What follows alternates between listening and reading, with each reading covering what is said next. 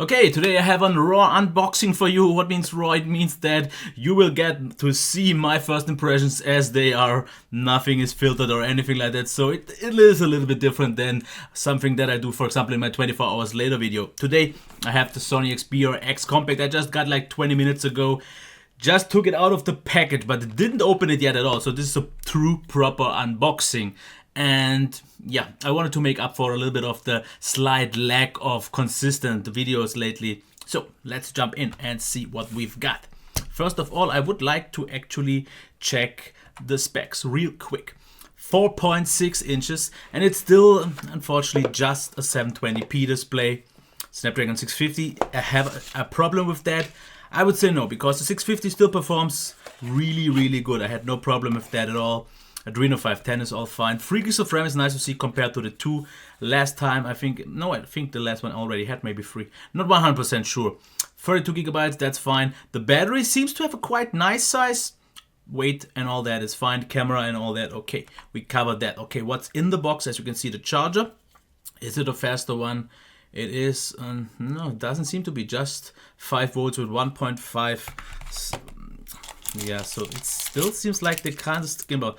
We have a pair of headphones here, and that was pretty much it, yes.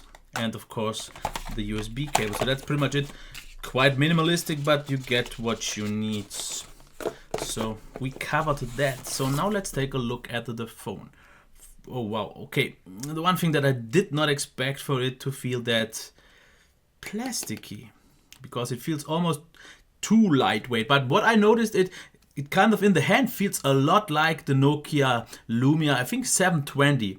I really like that phone in terms of feeling hand. So this one reminds me a lot of that with those nice curves here. So this is something that I definitely like a lot. But I still have to get a little bit past the point of the not too lightweight feel, but the plasticky feel. It feels definitely great. I can already tell you that. It feels nice and smooth, but it feels almost a little bit too plasticky. Okay, what do we have here?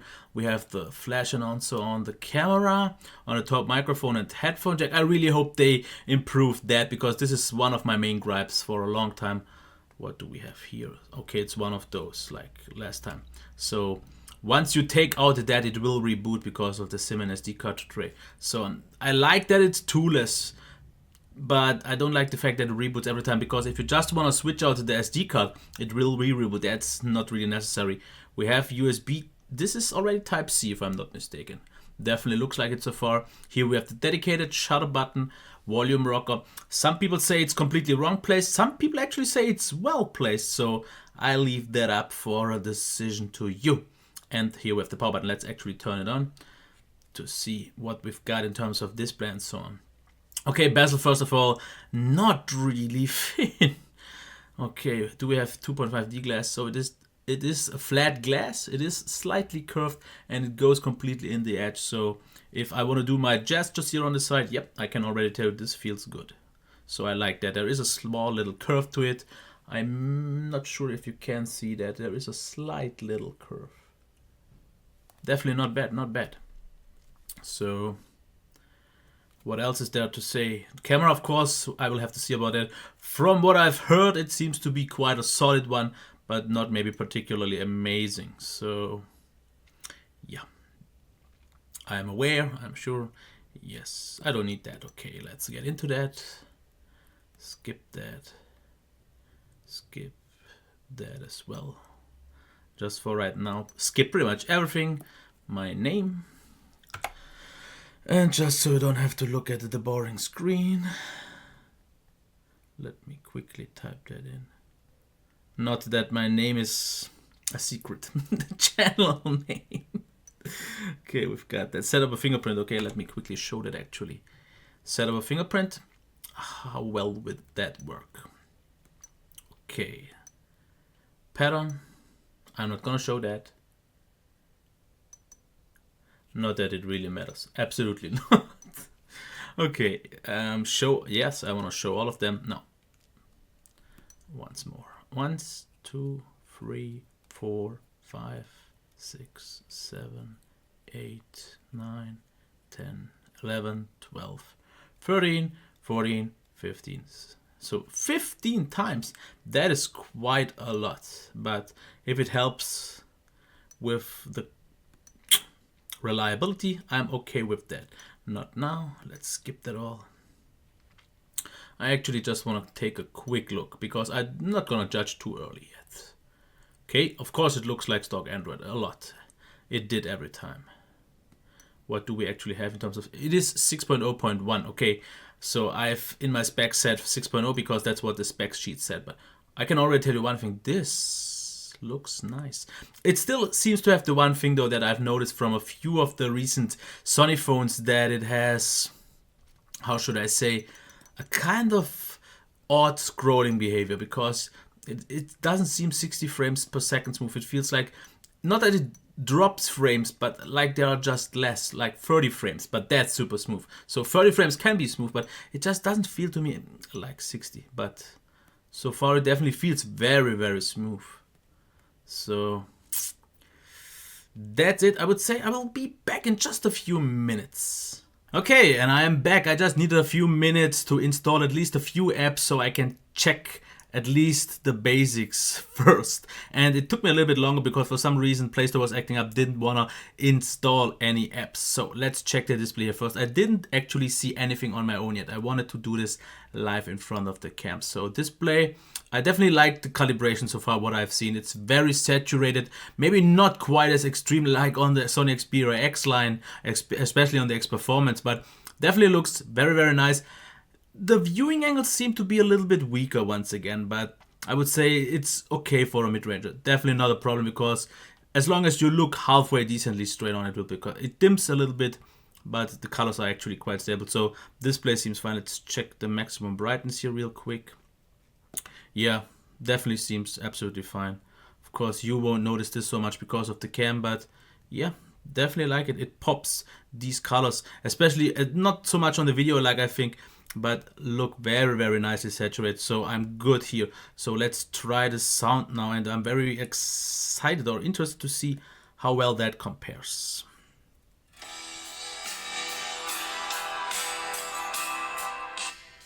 Okay, so it is stereo once again on the front.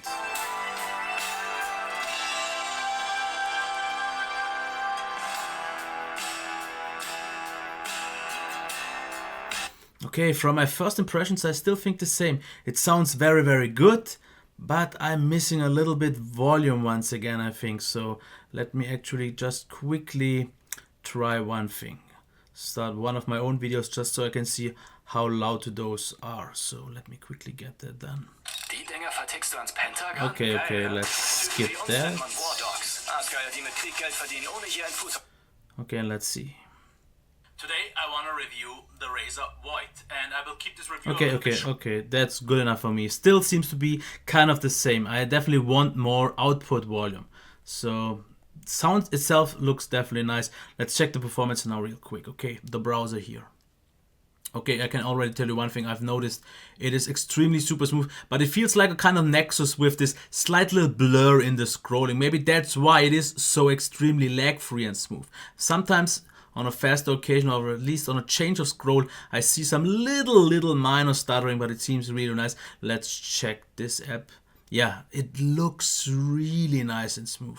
I'm kind of missing the sharp visuals on the scrolling. This is just something that I've noticed on LCD displays. Not all of them can do it, but it looks really nice and smooth, and everything else seems to behave really buttery. So for everything, looks really awesome. So I would say my really first raw impressions are design. The longer I have it in hand, the more I like it, and I prefer it actually over the X line, because I said the plastic feels a little bit almost cheap, but I like the grip because I have a nice grip, same as that I did on the Lumia, and I like the curve, so it feels great. Let me actually quickly show one thing, that is the fingerprint reader. As you can see how quick one that is. So I just have to press, I go away, I press, I go away, and let's turn it on.